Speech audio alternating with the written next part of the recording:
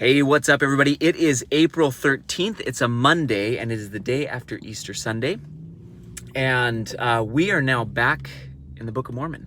For this particular week, we're going to be going over Mosiah, chapters 1 through 3. And guys, I love the Book of Mormon, and I'm very, very excited to be back in it. This is a total treat. There is no other book that when I open it up, and I start reading through the pages, that I start to feel peace almost immediately. It's a very special book to me.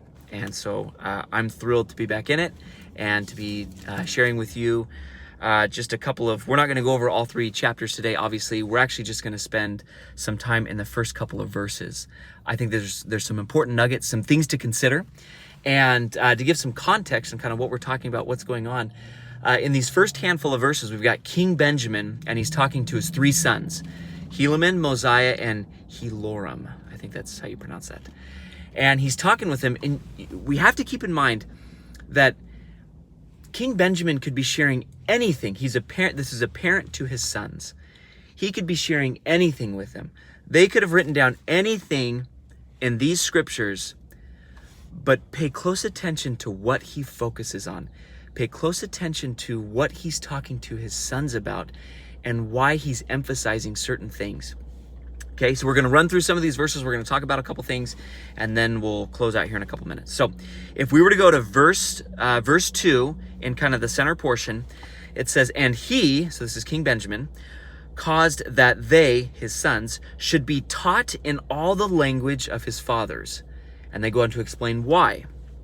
"That thereby they might become men of understanding, and that they might know concerning the prophecies which had been spoken by the mouths of their fathers, which were delivered them by the hand of the Lord." Then in verse 3, "And he also taught them concerning the records which were engraven on the plates of brass, saying, My sons, I would that ye should remember that were it not for these plates, which contain these records and these commandments, we must have suffered in ignorance, even at this present time, not knowing the mysteries of God." It's an interesting thought, and President Nelson invited us to consider this. What would life be like without this? What would life be like without the scriptures?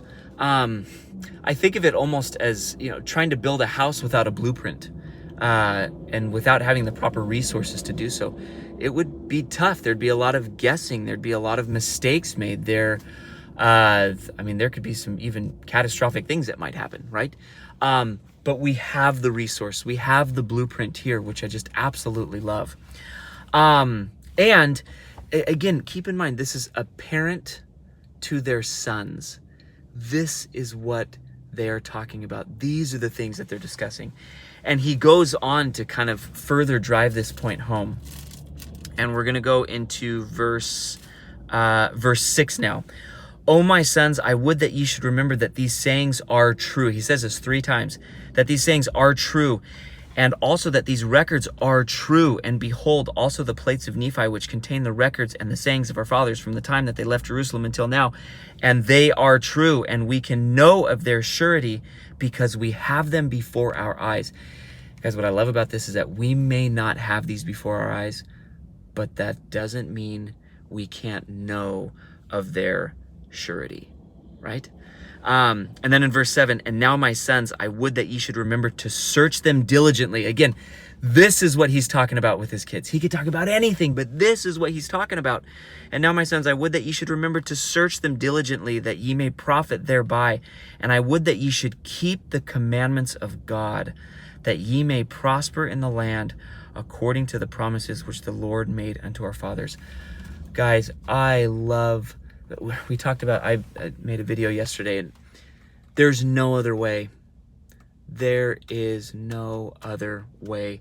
And what King Benjamin says here just summarizes it all in that last portion. "I would that ye should keep the commandments of God, that ye may prosper in the land, according to the promises which the Lord made unto our fathers."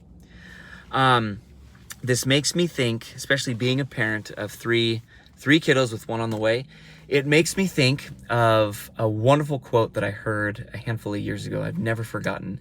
And it is, what we leave within our children is far more important than what we leave with our children. Coming out of today's message, I would keep in the back of my mind, I would use this as kind of a personal inventory. What do the conversations look like between us and our kiddos? Are we having conversations that mirror or reflect in some form or fashion the conversations that King Benjamin is having with his sons? And I'll leave that with you. It's been great spending some time with you. We love you. Stay healthy, stay safe out there, and we will talk to you later. Bye.